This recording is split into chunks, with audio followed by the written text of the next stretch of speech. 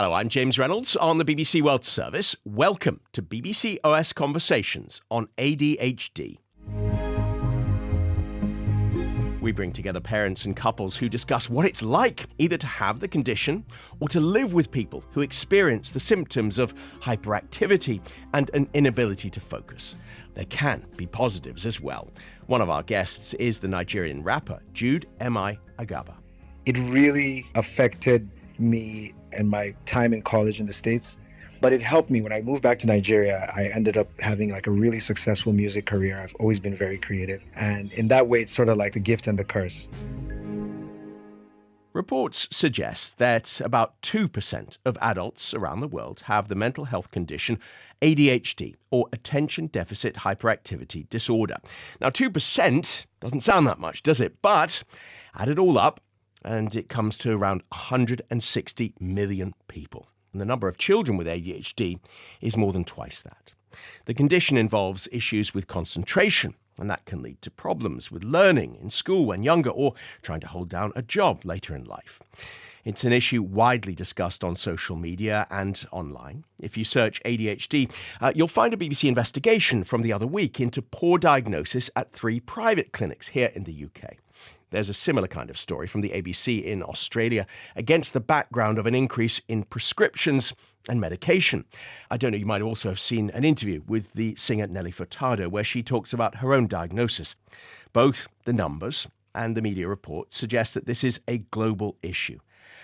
For that reason, we wanted to understand more about its effects, what it means to have ADHD, not only for the individual, but also for their families, the people they love. We brought together 2 mothers whose kids have formally been diagnosed with ADHD. Jane lives here in the UK with her teenage daughter Maria, neither are their real names, by the way. And Sylvia, who you'll hear from first, is in Nairobi in Kenya with her 3 children between the ages of 11 and 16. She refers to them by their initials, A, B, and D. I have 3 boys. 2 of them are on the autism spectrum, and one has ADHD, convulsive disorder, and intellectual challenges on top of the autism.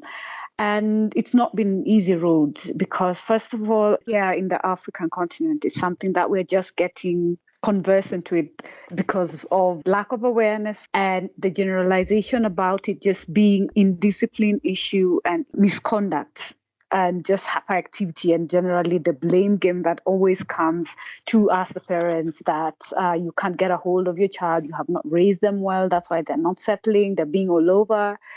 For baby B, later is when the ADHD diagnosis came as late as actually when he was 10, that is last year, early this year, just after he turned 11.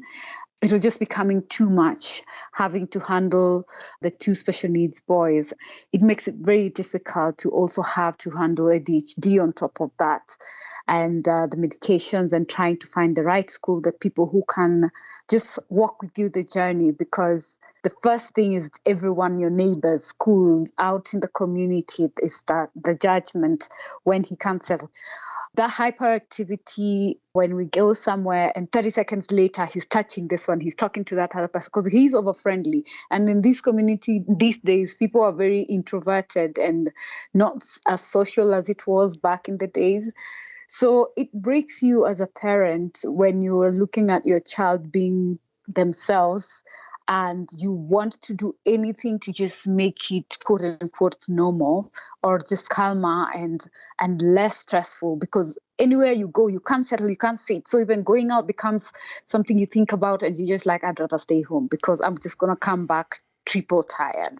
Sylvia, what difference did it make in your life and your son's life to have that formal medical diagnosis? The good thing is when you know what you're dealing with, it makes it a bit easier to look at the angles of how to handle it. Before, it was just like, why are you not listening? Do I have to say things 10 times? Do I have to tell you something 30 seconds again? I have to repeat myself. As a parent, before you know what the issue is, it's very frustrating, to say the least.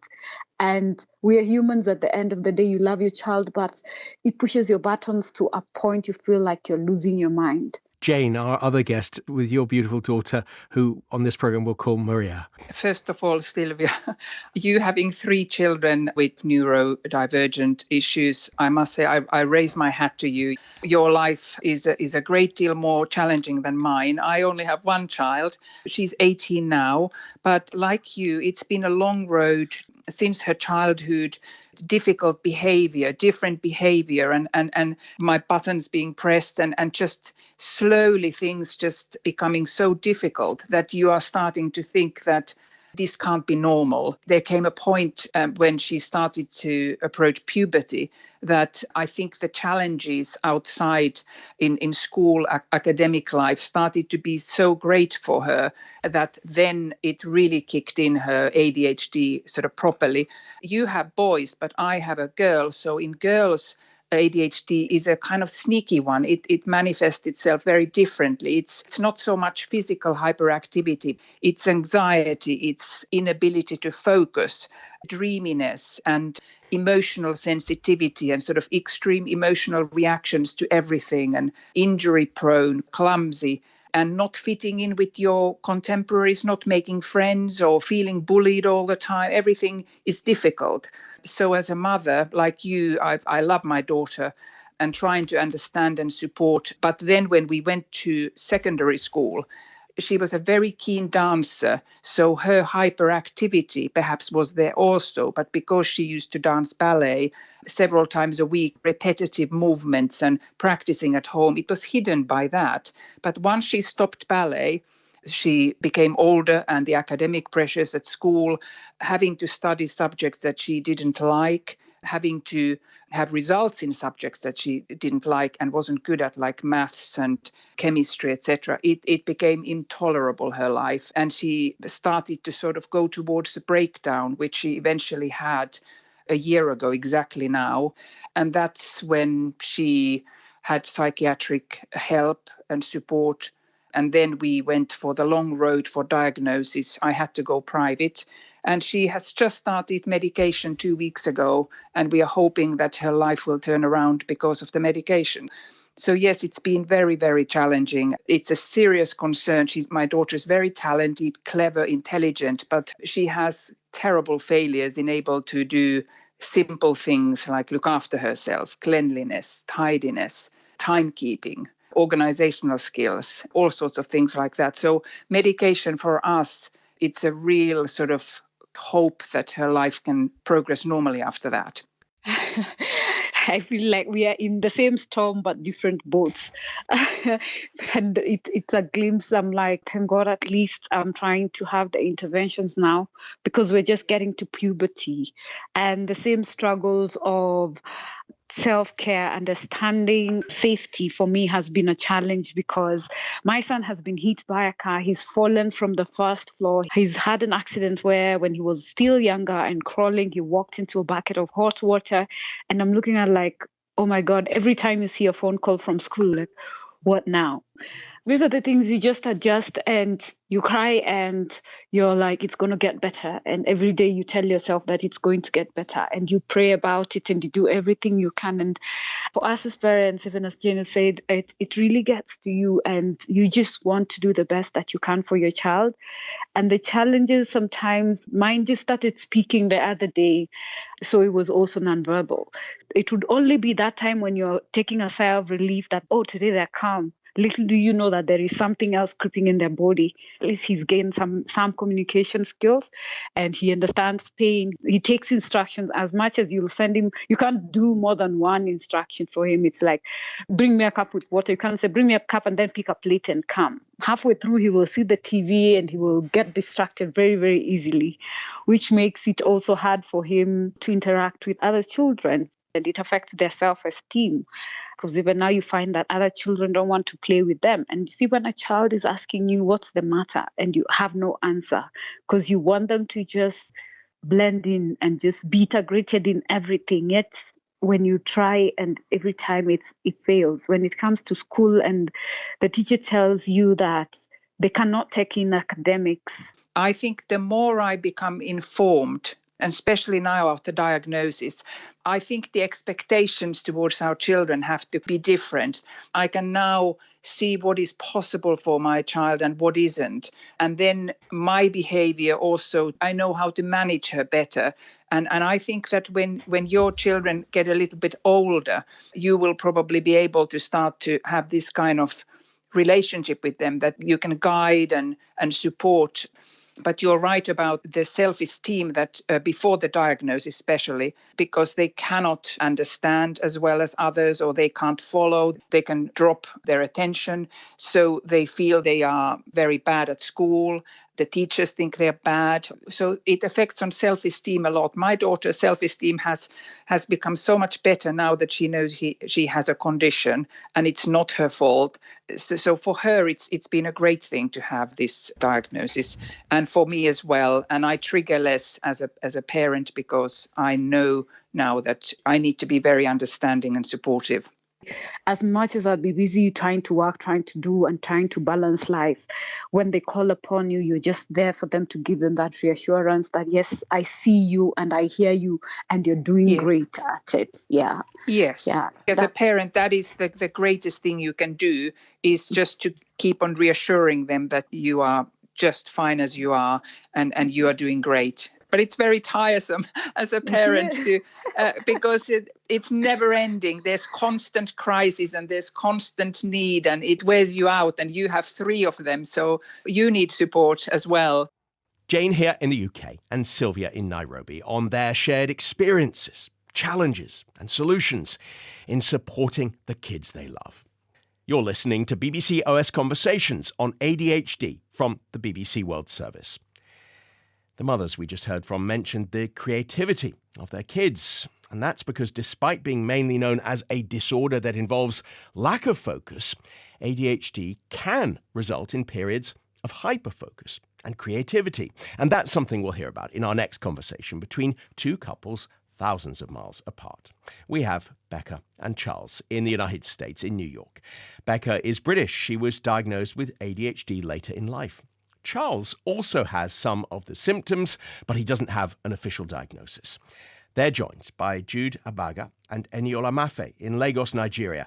Eniola, or Eni, was diagnosed with ADHD in 2005 when she was 19.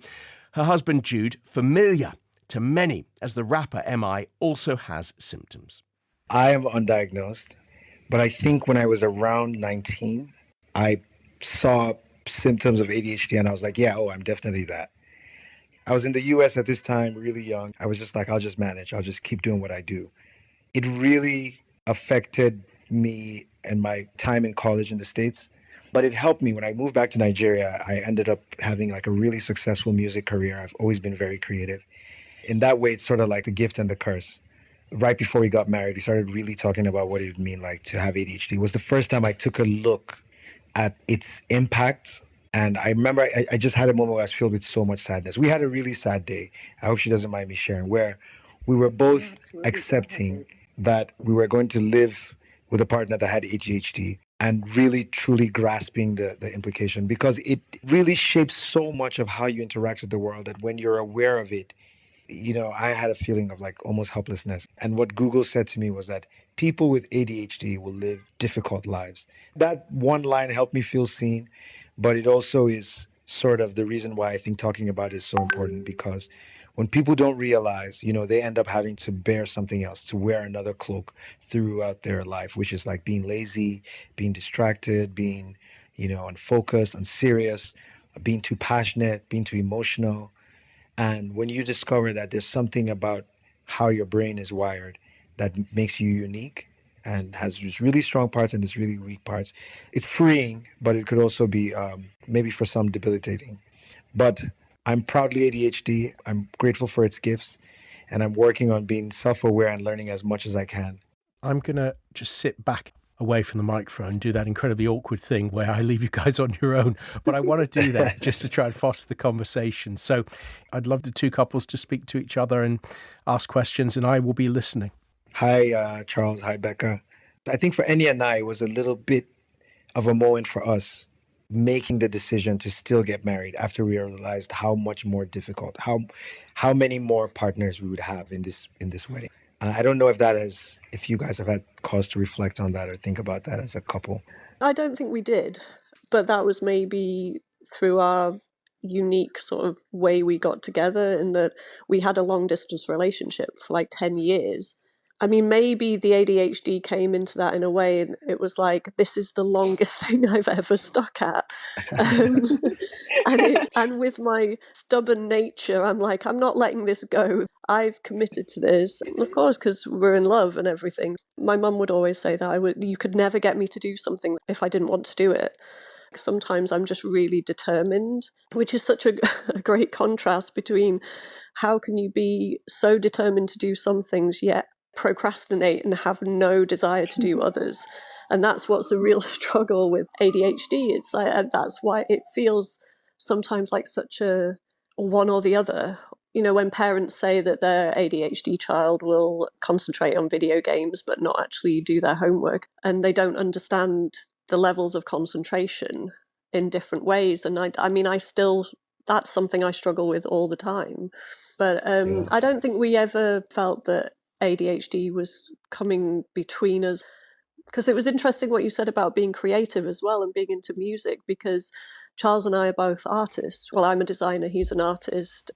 We have that creative nature. So I think there's something to that as well that makes the relationship a bit different, but having those similar interests and goals. Because even before we met, I always felt as if I wanted to be with someone who was creative, because I felt like those people understood me better.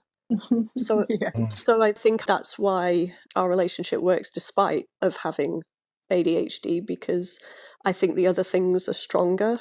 I feel it's better to be with someone with ADHD and creative and be that team than not. Yeah, I absolutely agree with you, Becca. This is Daniela. And the last piece you said about creativity, I'm just wondering, like, some of the things that Jude and I work through, when I actually think about it, we've been really creative about ways that we can kind of hack things. You talked about video games and gamifying attention, creating time. Sometimes we create time for our ADHD to just run unfettered, because sometimes we just need to have like an ADHD afternoon or day or couple of days or a weekend, just to feel like we're not ignoring parts of ourselves. But I was just really curious of some of the things you do as a couple that kind of, I don't know, strengthens your bond, acknowledging ADHD as part of the furniture of that bond, you know? That's a difficult one. I don't know Oh, whether we really? do. Sorry. And I think one of the cool things is, as you understand your diversity more, you see it's so different in so many Yeah. people. In a way, I think for Enya and I, we're both really like high performing, high energy, high output. I'm more introverted than she is. And we have this dynamic where balancing our professional lives at the same time as having all these passions and managing that energy with our marriage. There's a difference in what we do that where I think we would be been much easier if both of us were working in the creative sector, that I'm sort of hearing from both of them. You know, Okay. it's almost like Yeah, jealous. okay. You seem to have these things in place that you've put together, whereas Charles and I are still very much like trying to learn It's the a lot. the But Wild West over here. Please don't take our confidence to show that we're in it. We're still working through it. It's just that we'll speak with it with such confidence of our wrongness sometimes. So I think, Becca, you mentioned something that just so connected so much with me. I always used to wonder why it didn't work out with people and how I could be so misunderstood. And I will say that the first person who actually knew what to do and understand me as a friend first, but also as my partner, was Jude. Maybe part of it is his creativity and his amazing creative mind, that he was able to take the complexity of me and things that didn't quite fit or didn't make sense with a supposed A-type personality woman who, you know, yes, I'm an executive who struggles with executive function. But I don't always wake up like this. Or, you know, he was able to take all of the different characters within me and understand it in ways that would confuse others who would think very linearly, or he was just able to get me and also be curious enough to ask, like, what happened? And usually maybe someone else would walk out, or they would call me a different name or something like that, and shut off. Yeah. But he was just curious and leaned in, and I thought that was just, it was so kind of him. It was just a kindness that sometimes we don't always get because we're not understood enough. I'm gonna need this recording, BBC. I need the proof. No, but I mean, Annie, just to add to what you're saying, like I tell Annie that our superpower is that we jump head first into difficult conversations. That meant that we had a really, like, before we got married, like a really frank conversation, like data led, like, this is what's going to be difficult when we get married.